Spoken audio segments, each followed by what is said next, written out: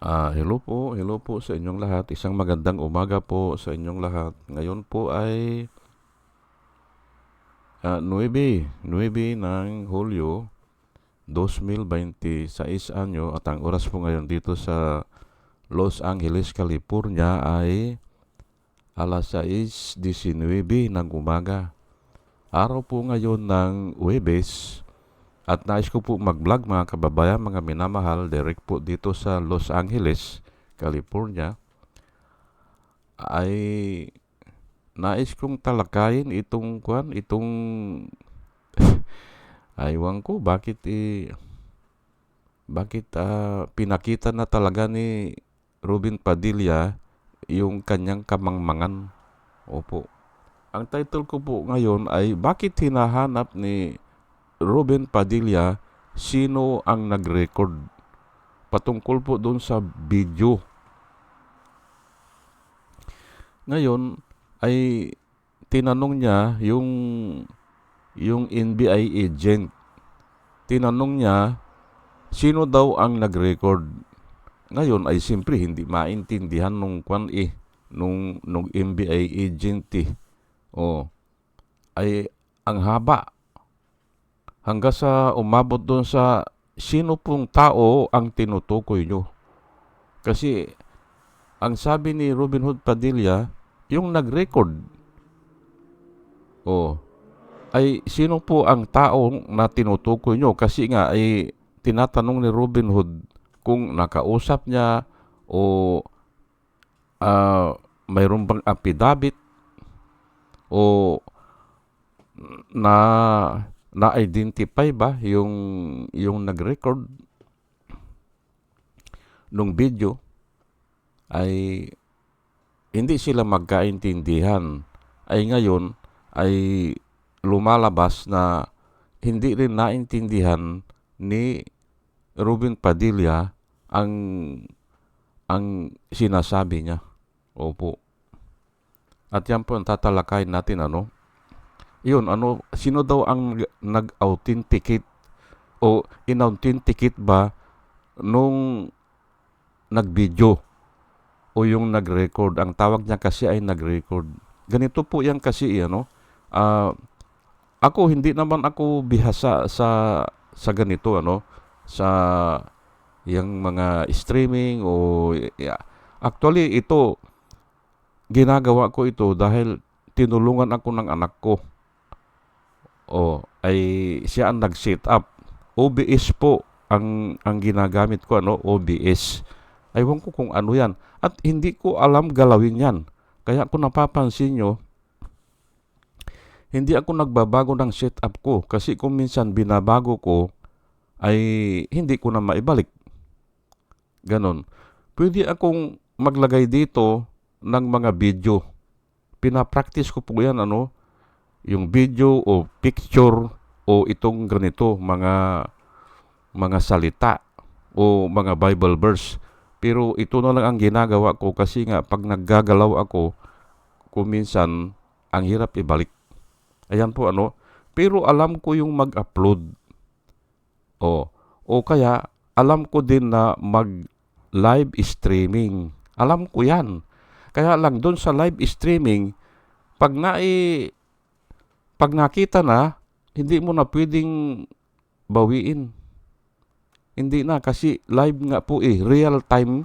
Kung ano yung sinasabi mo, yun na yung lumalabas sa streaming. Yun po At marami ang nagsasabi, yung ginawa ni Sarah, live po yun. Live streaming. Kaya hindi na ni-record. Hindi. Ang ibig kong sabihin, para maintindihan natin kasi nga ay ginagawa ko po una ay mag-video ako ganito. Tapos nakasave na yan automatic doon sa file ko. Nakasave na. Ngayon, hahanapin ko na lang yon para baguhin ko yung title. Kasi ang title lang po doon anong date, anong time na andun. Ngayon, makikita ko doon ay papalitan ko ang title. Ngayon, kung nag-video ako ng 20 to 30 minutes,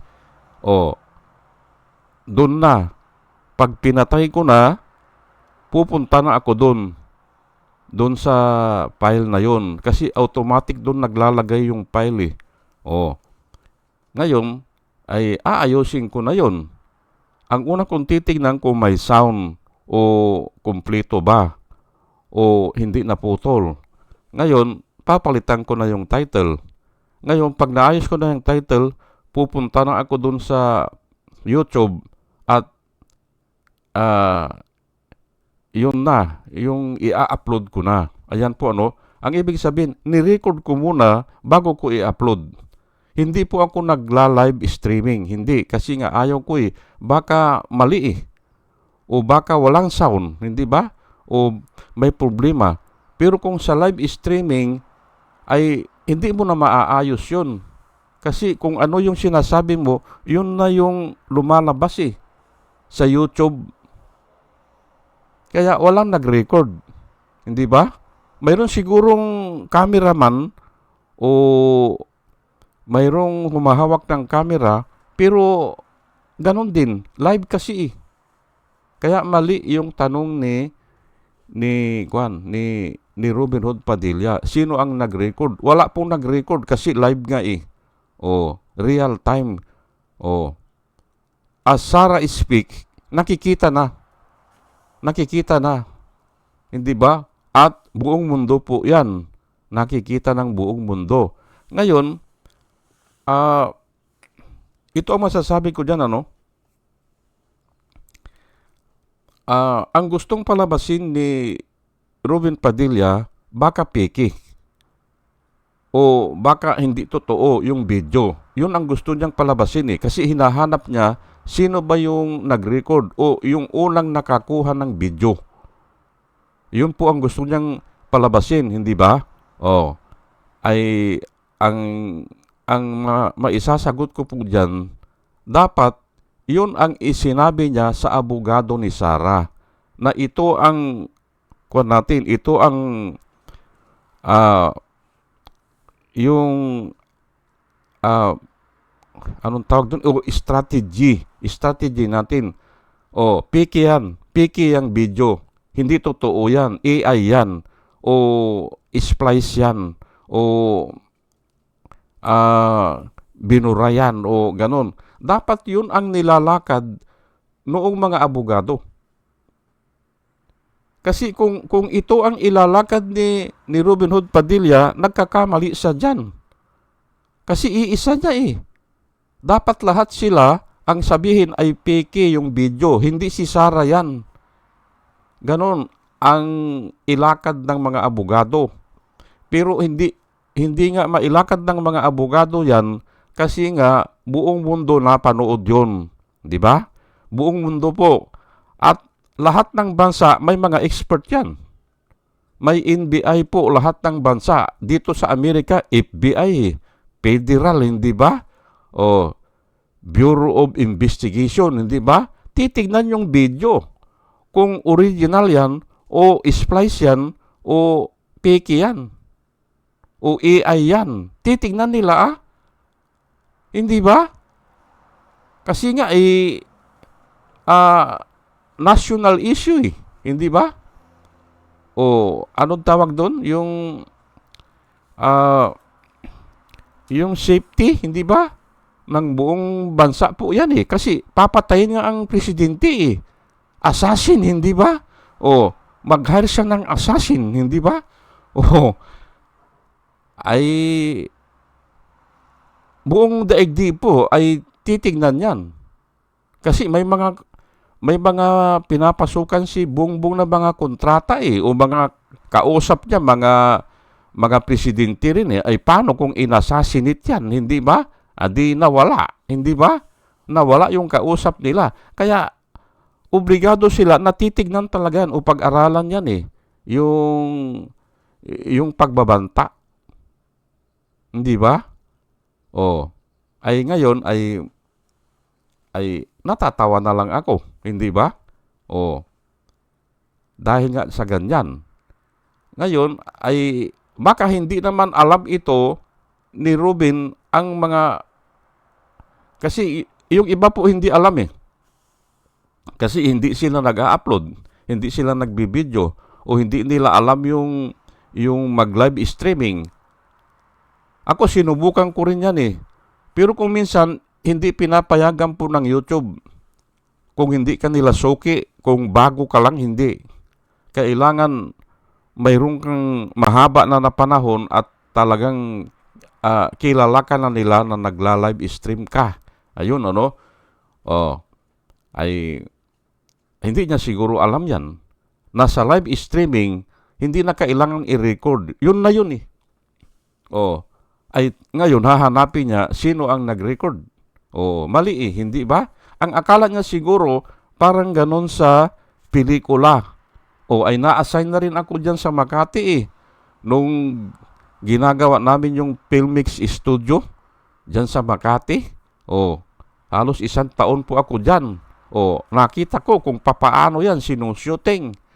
Nung naandyan kami o naandyan ako, ang sinuting dyan ay hindi pa tapos yung studio Ginagawa pa lang namin. Si Cesar Montano gumanap ng kanyan, Jose Rizal.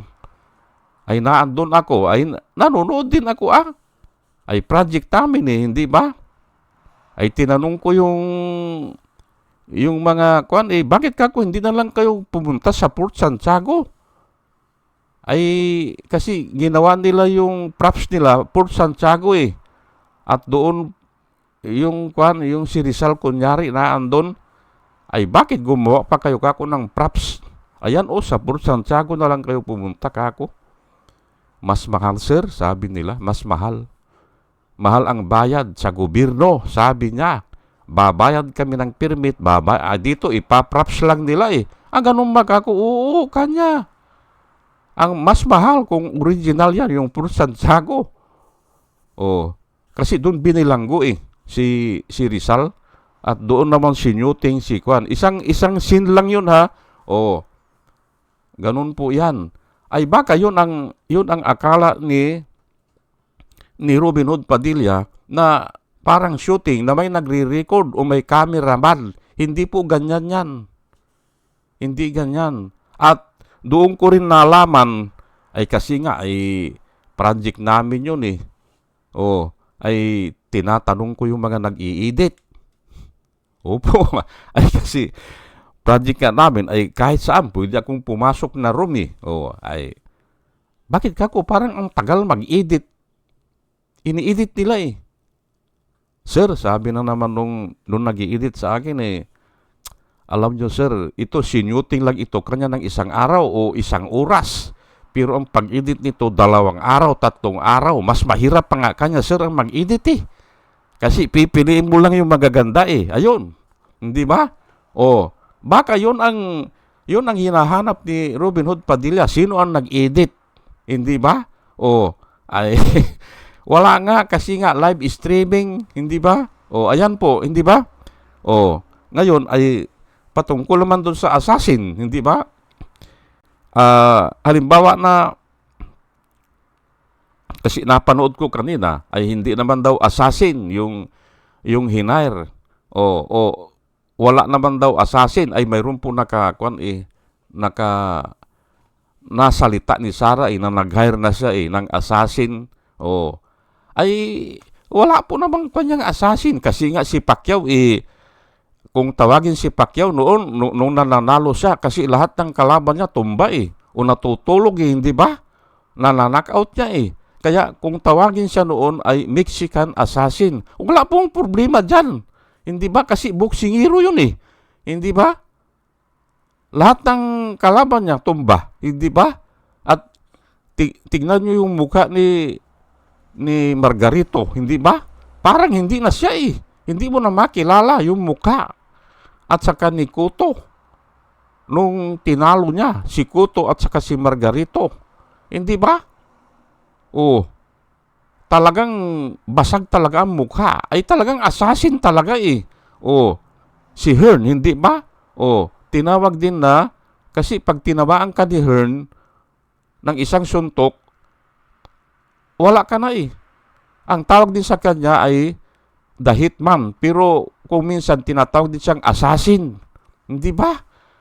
Oh, pati si Larry Holmes, hindi ba? Eastern assassin naman. Hindi ba? Kasi nga, pag tinamaan ka ni Larry Holmes, hindi ba? Ay may kalalagyan ka eh. Hindi ba? Wala pong problema yan. Ay depende lang po yan sa tawag, hindi ba? O ay ito, ay mag-hire siya, ay may mga baril, hindi ba? Ay delikado po yan. Hindi ba? Gagamit ng mga malalakas na kalibre ng baril po eh, hindi ba? Kaya pwede talaga tawagin na assassin, hindi ba? O, ayun po ito si Robin Hood Padilla, hindi niya alam ang sinasabi niya. Kung hinahanap niya kung sino ang nag-upload, wala nga. Dahil live. Hindi ba? Live.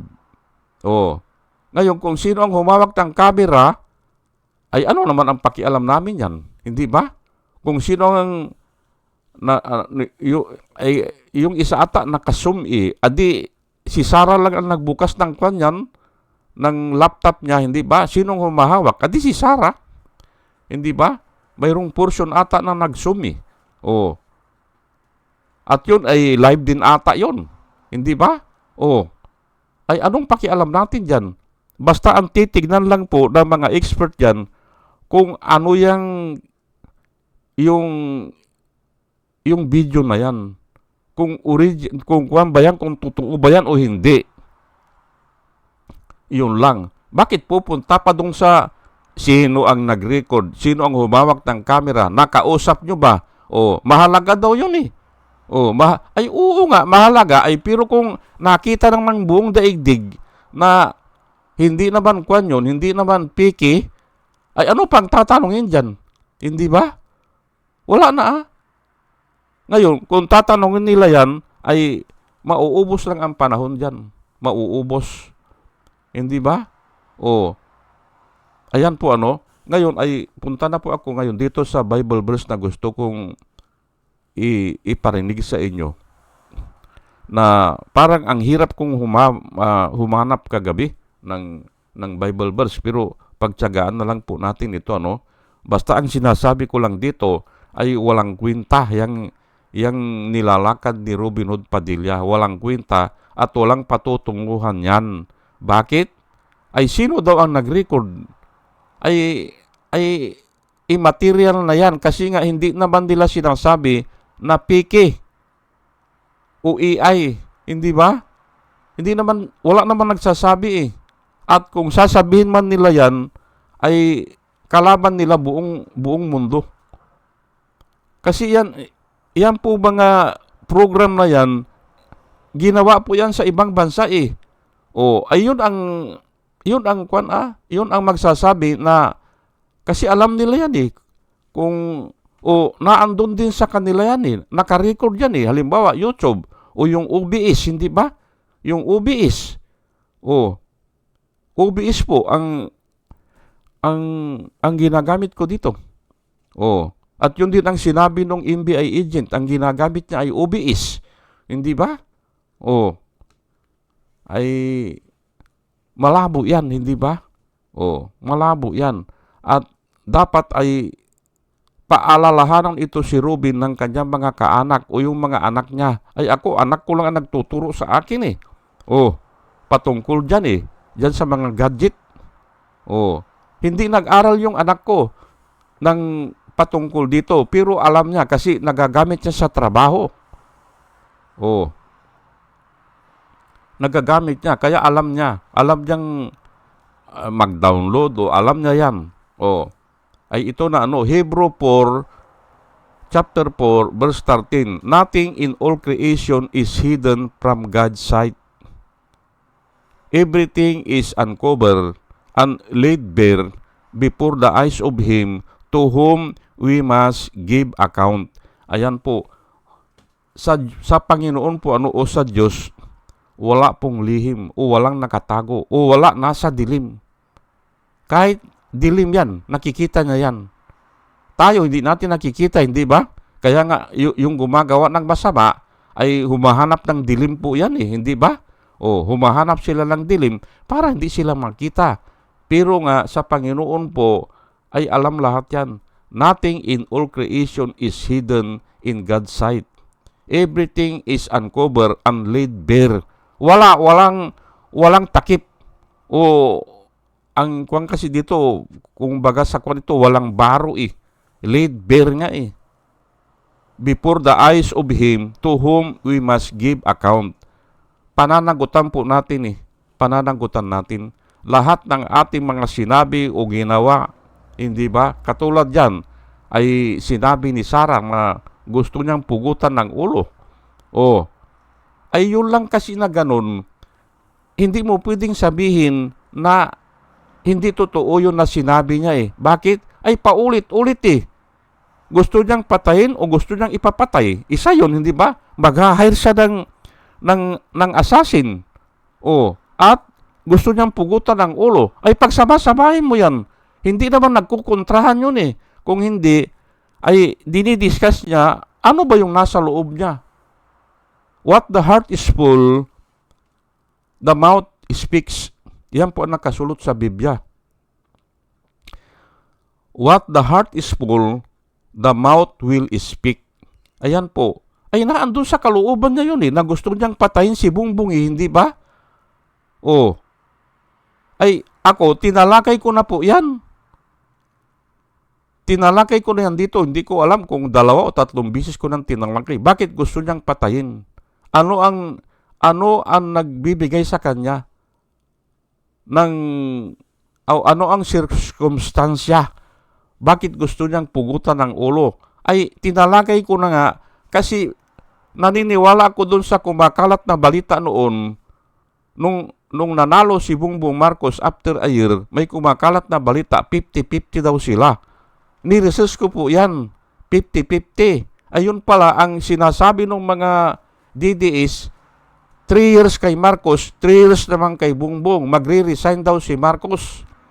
Ay hindi na tinuloy siguro. Kaya ito gusto niyang pugutan ng ulo. Yun po ang diniscuss ko doon. Wala nang iba. Wala nang iba.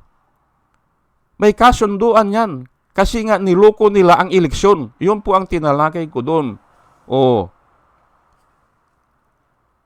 Kaya ganyan. O. Ay, siyempre, kuwan yan eh. Pero ako, hindi ako naniniwala na pumayag si Marcos doon.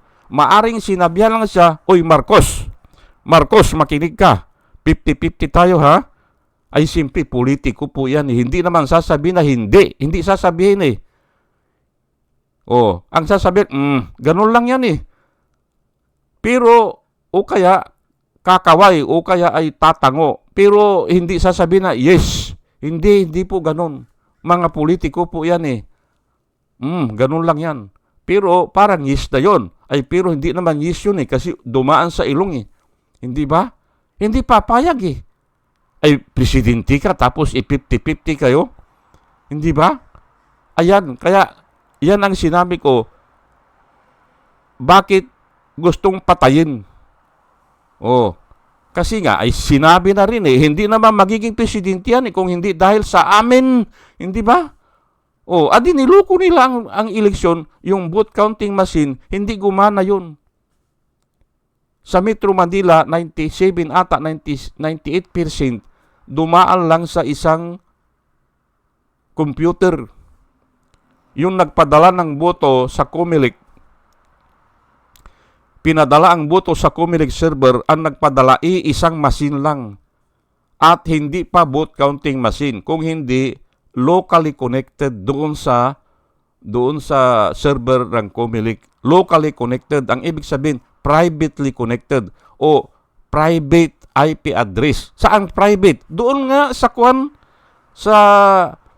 sa Commission on Election, doon sa server nila, private yun. Yung nagpadala. Adi niloko nila. Bakit? Ay yung vote counting machine natin, lahat yun public IP address. Kasi malalayo po eh. Ang pagkukuhanan ng boto, malalayo eh. Kahit na nga Pasay lang manggagaling eh, dapat public na yan eh.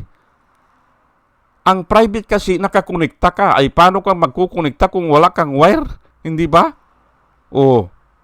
Nakakonekta ka lang. So, ang nagpadala ng boto, malamang naandun lang sa building ng Comelec o naandun lang sa compound. to make it a private. Oh, hindi ba? Adi, niloko nila yan. Na, Metro Manila lang po yan, ha? Metro Manila ang nagpadala ng boto, 98% ng boto ay isang private IP address. Hindi ba? Oh, kaya nga ganyan. Naniniwala ako. At ako hinihintay ko lang, siguro after 6, kung 6 na buwan na lang, ay baka sasabihin na nila, putang ina kanya, niloko lang namin yan. Ay 6 na buwan na lang. Ay paano pang mapapatanggal yan? Hindi ba? Niloko namin ang eleksyon. Oh, aaminin nila yan. Palagay ko, ha? Oh, pero wala ka na magagawa kasi nga ay eleksyon na eh. Hindi ba? 2028 na eh. Aaminin na nila yan. Oh, hindi ba? Ay ngayon ay hindi pa, ay kaya ganyan. Mayroong nag-hire siya ng assassin para pumatay, hindi ba? Oh. Ngayon, ay ito, Lamentation 3:34 hanggang 36. To crush underfoot all prisoner in the land, to deny people their rights before the Most High, to deprive them of justice. Would not the Lord see such thing? Ayan po, nakikita po yan ng Diyos eh. Ano po yun? Ay inisa-isa dito eh. Yung mga prisoner, hindi ba? Ay niluloko nila o yun nga, o siguro ay pinaparusahan o binibilanggo ng todo. Underfoot ay, o kinakras nila eh. Ang ibig sabihin ay sobra yung parusa. Parang ganong kay Dilima. Na wala namang kaso, binigyan ng kaso, ibinilanggo. Ayan o, to crush underfoot or all prisoners. Kasama na yan si Dilima. Binilanggo nila eh, hindi ba? Na wala namang kasalanan. Wala namang kaso. O, ay hindi ba nakikita ng Panginoon yan? Nakikita po ang nakasabi dito. Would not the Lord see such thing? Ano pa? To deny people the rights before the Most High. Ay dito, Most High. Pero yan po ay mga korte. Opo. To deny people the rights before the Most High. O, ay okay. Ipagpalagay na na niluloko nila, hindi ba? O, patungkol sa Diyos, sa usaping Diyos, hindi ba? O, at yan naman ang gawa ni Kibuloy, hindi ba? O, niloloko nila ang tao. O yung mga mananampalataya, niloloko nila. At saka ito, to deprive their justice. Ayan po, nakikita po ng Panginoon yan. Tatlo yun, yung mga prisoner nila ay inaapakan pa nila, hindi ba? O dinudurog pa nila. O, yung mga tao ay dinideny nila ng rights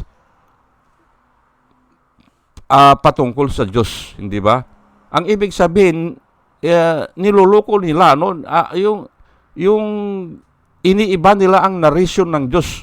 Ayun po, at ginagawa po yan ni Kibuloy kasi ang sabi niya ay, kung hindi kayo lumapit sa akin, ay hindi kayo makakapunta ng langit. Sabi niya, hindi ba? Ayan po kasama po yan, hindi ba? At saka yung deprived from justice, yun nga, yan sa paghuhukom o yung mga hukuman. Ang tanong ay, would not the Lord see such thing? Nakikita po yan, hindi ba? Kaya ito ang pinili ko hindi ba? At may Panginoon po tayo na siya ang aayos yan. At yan na nga nakikita ko ngayon. Irreversible na po yan. Irreversible na. Wala na. Parang itong mundo, hindi ba? O itong universe ay patanda ng patanda at mawawala din. Ganun po yan. Kasi nga irreversible. Ayan po. O sige po, hanggang dito na lang po. At dalayan ko po sa Panginoon bago ako mag-umpisa ay bigyan tayo ng wisdom na nanggagaling sa Kanya. At muli mga kababayan, mga minamahal, isang magandang umaga po sa inyong lahat. At salamat po sa inyong pakikinig. Salamat po ng marami. Salamat po.